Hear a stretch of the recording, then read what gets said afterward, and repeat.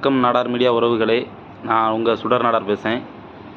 இன்றைக்கி எதை பற்றி பார்க்க போகிறோம்னா, நேற்று ஆலங்குளத்தில் கல் விற்றதாக கூறி ஒருத்தரை ஒரு எஸ்ஐ காலிலே சுட்டிருக்காரு. இல்லை எனக்கு புரியலை, ஏன்னா ஒரு கல் இறக்கதாட்டு சொல்லுதாங்க. ஒருவேளை பனையில் கல் இறக்குறது தப்பு, கவர்மெண்ட் சைடு ஓகே. அவர் கல் இறச்சிருக்காரா எங்கிறது கன்ஃபார்ம் பண்ணணுமா இல்லையா? பனையில் மேலே கெட்டியிருக்கு. அப்போ ஒரு அரசு அதிகாரி என்ன பண்ணணும்? ஒரு பனை ஏறத யாரையோ கூப்பிட்டு, இல்லை ஒரு அரசு அதிகாரி பனை ஏறுனா அந்த பனை ஏறத ஆளை கூப்பிட்டு பனை ஏறி மேலே இருக்க கலசத்தை இறக்கி கீழே செக் பண்ணணும். ஒரு டாக்டரை வச்சு யாரைய வச்சு செக் பண்ணணும். அது பதனியா இல்லை கல் தானான்னு செக் பண்ணணும். செக் பண்ணிட்டு தான் மறுபடி ஆக்ஷன் எடுக்கணும். கேட்கறது கரெக்டாக தப்பா? நீங்களே சொல்லுங்கப்பா. இல்லை நம்மளாட்டே ஒரு இதை முடிவு பண்ணி பனை மரத்தில் கட்டினா அது பயணி இல்லை, கல் தான். என்னப்பா இது நியாயம்? கவர்மெண்ட் ரூல்ஸ் படியே கல் இறக்குறது தப்புப்பா. ஓகே, தப்பு தான். அப்போ அவர் ஒரு வேளை அந்த கல் மேலே கட்டியிருக்காருன்ட்டு எப்படி கன்ஃபார்ம் பண்ணுறீங்க? ஒரு பனை ஏறுறதவர், இப்போ நான் பனையில் கல் கட்டியிருக்கேன் என் பனை மரத்தில், நான் இறக்கி தந்தா, இப்போ என்ன தேடி போலீஸ் வந்திருக்கு, நான் அந்த கலசத்தை இறக்கி தந்தா மட்டும்தான் அதில் கல் இருக்கா பயணி இருக்கான்னு தெரியும். நான் என்ன ஒரு போலீஸ் தேடி வருதுன்னா நான் இறக்கி கொடுக்க மாட்டேன். ஏன்னா நான் ஒருவேளை நான் கல் கட்டியிருந்தோம்னா நான் செஞ்ச தப்பு யார் செய்த தப்போ ஒத்துக்கிடுவா. அப்போ ஒரு கவர்மெண்ட் என்ன செய்யணும்? ஒரு பனை ஏறுற ஆளை கூப்பிட்டு அந்த பனை ஏறி அந்த கலசத்தை இறக்கணும். அதை விட்டுட்டு சும்மா எடுத்து துப்பாக்கி வச்சு சுடுறது, இதெல்லாம் ஒரு எல்லோரும் மனுஷன் தானே. இப்போ 2 காலிலையும் குண்டு அடிபட்டிருக்கு. யாருன்னு பொறுப்பேற்பா அதுக்கு?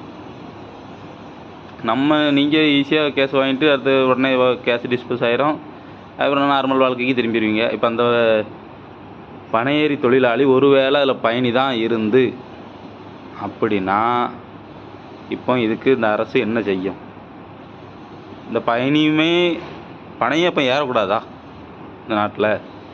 இல்லை அதையும் சொல்லிருங்க. இருந்தால பனையேற நாடார் கண்டாலே எங்களுக்கு பிடிக்கலை, எங்கள் அரசுக்கு தமிழ்நாட்டில் பனையேறத நாடார் ஒன்றுமே பனையேறக்கூடாது, ஏன்னா அதில் நிறைய சத்து இருக்குது, எல்லோரும் சத்தை தின்னுட்டு தெம்பாக இருக்கான் அப்படின்னா சொல்லிருங்கப்பா.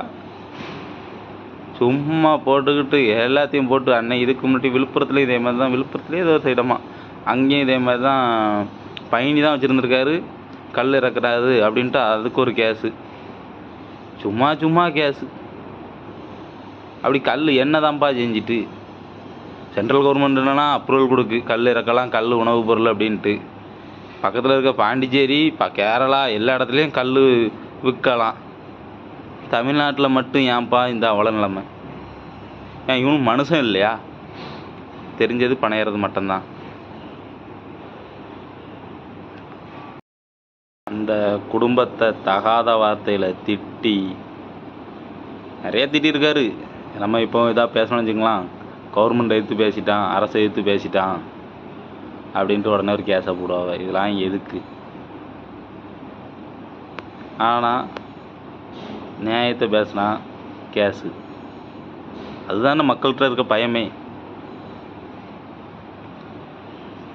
அப்போ இது ஒரு அரசு அதிகாரி இப்படி விசாரிச்சிருந்தா இப்போ அந்த 2 தோட்டா ஒன்றும் சும்மாலாம் வரல. அதுக்கு யார் செலவு பண்ணுதா? எல்லாம் நம்ம காசு, நம்ம காசில் வாங்கி நம்மளையே சுட்டு நம்மளையே. என்னப்பா விளாத்திக்குளம் கேஸ் தெரியுமா? பிடிச்சிட்டு தான் வந்தவளை தவிர சுட்டு பிடிச்சிட்டு வரல. பொக்ரைனா ஏதோ ஒரு அவ்வளோ பெரிய மிக மோசமான ஆபத்தான உயிருக்கு கேடான போதைப் பொருள் பொக்ரைனா. அதை எத்தனை கோடிக்கோ விற்றுக்கிட்டு இருந்திருக்கான். அதுவும் தமிழ்நாட்டு ஆளு தான். அவன் மேலெலாம் குண்டு பாயலை, ஏன்னா அவன் பணம் வச்சுருக்கான், அரசியலில் இருக்கான்.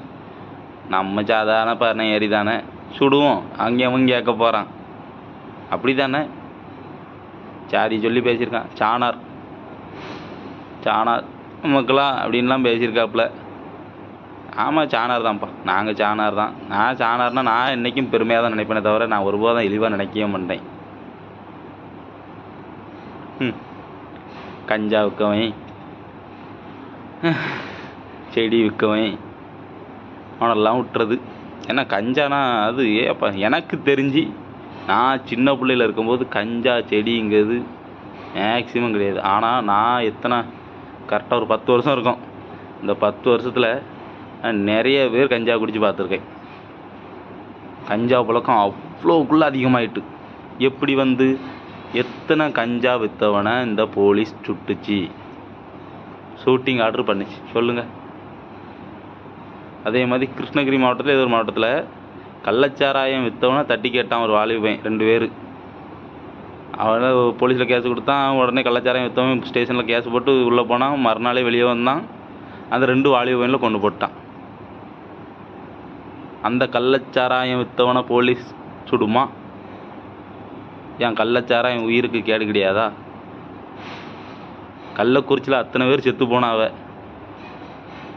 போலீஸ் எத்தனை பேரை சுட்டு காலில் சுட்டுச்சு, தப்பித்து ஓடுதான் அப்படின்ட்டு. சிம் 0. இதுக்கு தமிழ்நாடு அரசு வன்மையாக இதை கண்டிக்கணும். இந்த பனையேற தொழிலாளிக்கு ஒரு நல்ல பாதுகாப்பு கொடுக்கணும். ஒருத்தர் கல் இறக்குதார் அப்படின்னா நீங்கள் கல்லை தடை செஞ்சு வச்சுருக்க, அது உங்களுக்கு எப்படி சொல்லன்னு தெரில.